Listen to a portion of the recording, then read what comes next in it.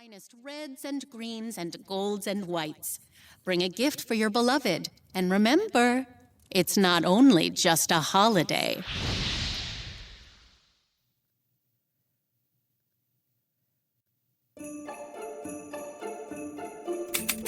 The Whisper Gazette, Special Holiday Edition.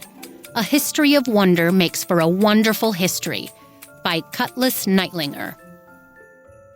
Some say the Great Holiday is a celebration fabricated by the Guild of Toy Makers.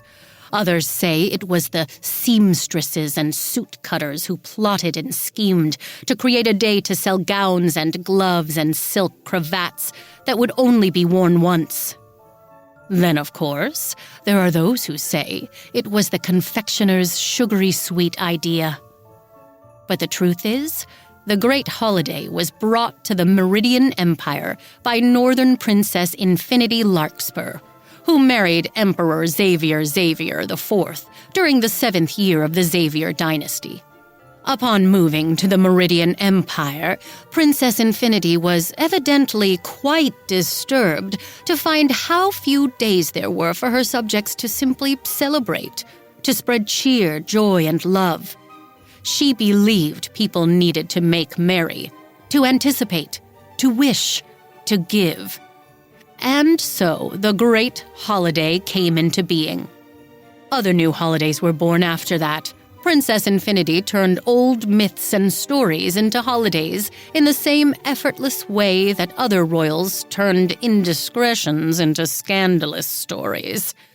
It is true, the seamstresses and toy makers and confectioners all benefited a great deal from the creation of this holiday. But can't the same be said for all of us?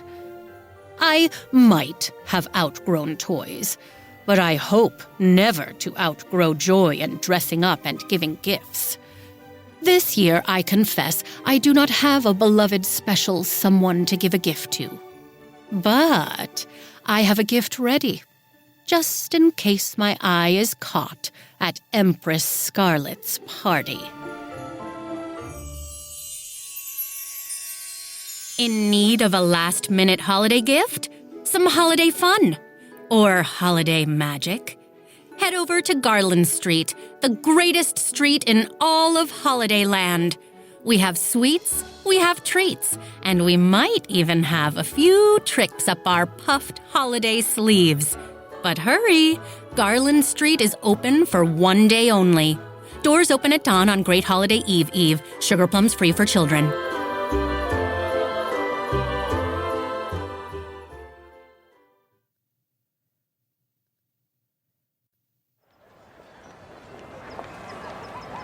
Chapter 1. Snow Globes and Granny's Cookies. Later, it would be obvious that uncanny things were afoot in the city of Valenda. Most people inside the famed city couldn't see what was happening. But, as with many things in life, those watching from the outside could see it all perfectly. After the Great Holiday was over, ship captains who had been at sea would say, "It looked as if a great glass cloche had been placed over the whole of the city, turning it into an enormous swirling snow globe. I swear it on my grandpappy's teeth." The swearing wouldn't be necessary. Even before the Great Holiday began, ships had already stopped arriving at Valenda's port.